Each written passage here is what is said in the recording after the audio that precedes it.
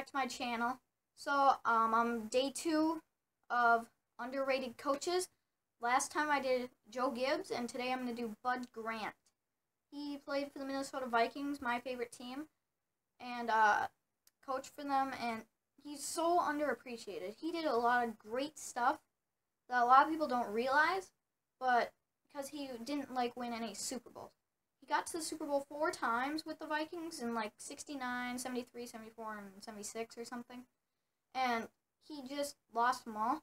But even leading a team to a Super Bowl is still amazing. Some coaches don't ever get to the Super Bowl. Some coaches don't even win a playoff game. Some coaches don't even get to the playoffs.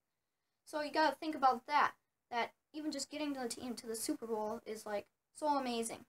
And he's one of the... He went 158 and 90 in his career, and that's actually pretty good. That's over 600% win percentage. But in the playoffs, he went 10 and 12, and those 10 wins are from mostly the divisional playoffs and the NFC Championship when the Vikings went to the Super Bowl. Those are most of his playoff wins right there, and he led the Vikings to playoffs, and they'd lose in the first round.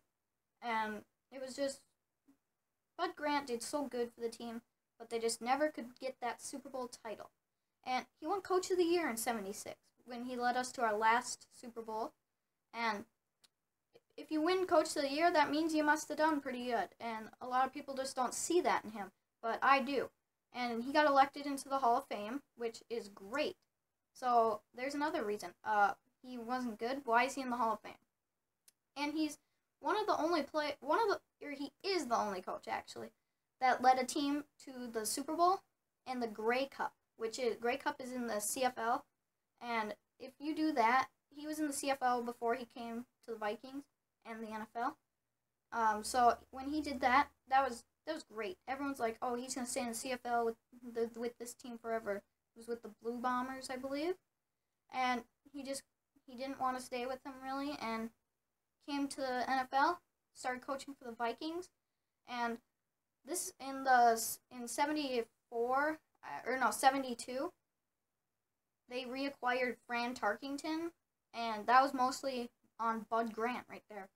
And that was a big deal because Fran Tarkington led us to 3 more Super Bowls in 4 years. And Fran Tarkington was just one of the best QBs in NFL history, actually. He's in my top 10. Best QB in Vikings history. And it just affected the team. Bud Grant went out there and said, requiring Fran Tarkington, and him and the offensive coordinator worked together, and him and the general manager worked together to get him back.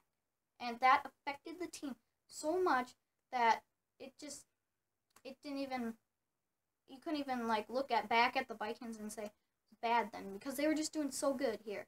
And to go to the Super Bowl 4 times in 9 years, that was insane. 4 times in 9 years, that's almost half the time right there. You don't see that a whole lot, do you? No. And so Bud Grant, I think, is one of the best. He's up there for best coaches of all time. And he's not in my top 5, but he'd be in my top 10. He's just so underappreciated that you need to look at him and look back at all of his stuff.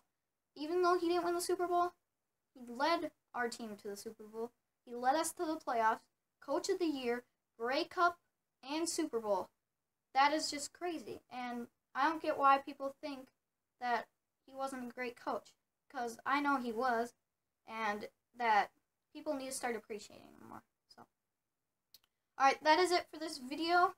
I'll be back with one more underrated coach, so I will see you next time.